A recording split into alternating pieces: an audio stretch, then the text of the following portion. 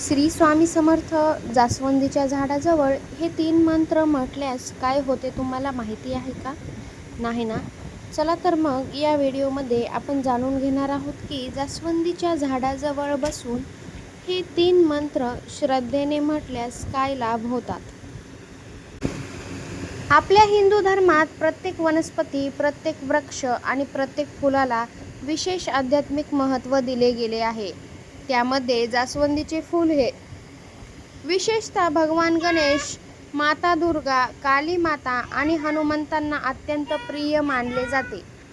जास्वंदीचे लाल फूल शक्ती, तेज, समृद्धी आणि दैवी ऊर्जेचे प्रतीक मानले जाते.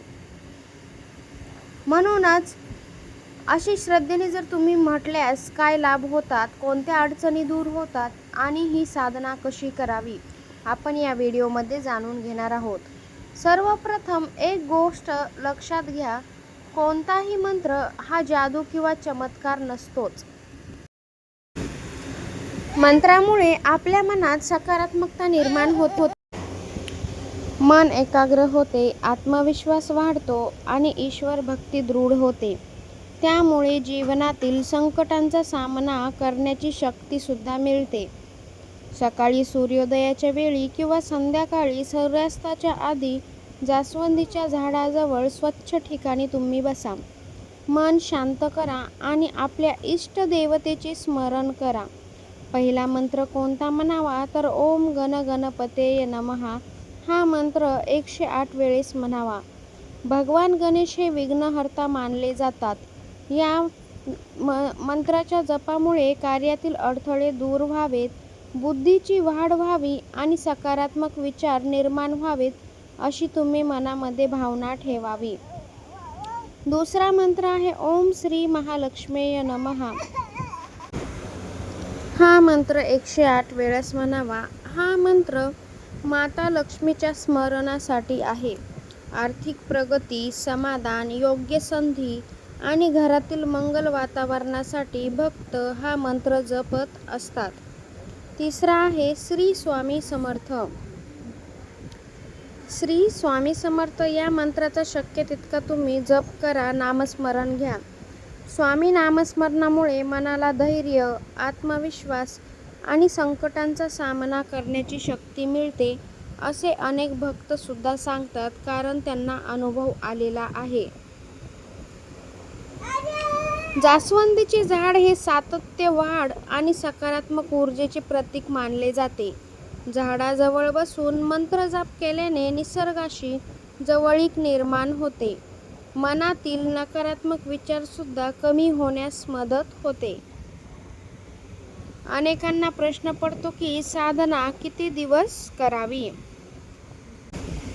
सलग 11 दिवस, 21 दिवस किंवा 40 दिवस श्रद्धेने साधना केल्यास मनात चांगले बदल जाणवू शकतात. काही जण दर मंगळवारी आणि शुक्रवारी ही साधना करतात. साधना करताना काही नियम तुम्ही पाळायचे आहेत. स्वच्छता पाळावी. झाडांची पाने किंवा फुले विनाकारणच तोडू नयेत. मनामध्ये कोणाबद्दल द्वेष ठेवू नका. मंत्र जाप करताना मोबाईल किंवा इतर गोष्टींकडे लक्ष अजिबात देऊ नये. शक्य असल्यास झाडाच्या ठिकाणी दिवा लावावा.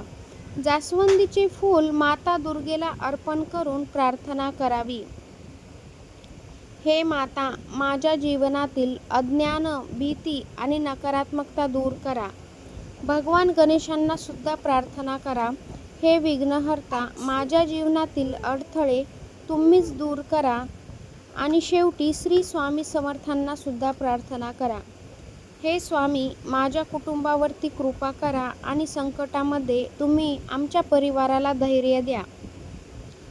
मैत्रिणींनो, मंत्र जपाचा खरा लाभ हा मनातील श्रद्धा, सातत्य आणि सकारात्मक कृती यांमधून मिळतो. केवळ मंत्र म्हणणे पुरेसे नसून चांगले कर्म, प्रामाणिक प्रयत्न आणि ईश्वरावरील विश्वास देखील खूपच तेवढाच आवश्यक आहे. जास्वंदीच्या झाडाजवळ बसून तुम्ही जर हे तीन मंत्र म्हटल्याने मन शांत होते, एकाग्रता वाढते, सकारात्मक विचार निर्माण होतात आणि ईश्वराशी नाते अधिक दृढ होते, अशी अनेक भक्तांची श्रद्धा आहे. चला शेवटी सर्वजण मनोभावे 3 वेळा म्हणूयात, श्री स्वामी समर्थ. श्री स्वामी समर्थ. श्री स्वामी समर्थ.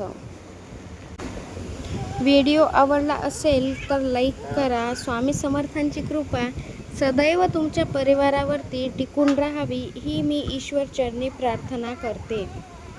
चॅनेलवरती नवीन असाल तर आपल्या या चॅनलला सबस्क्राईब करायला अजिबात विसरू नका.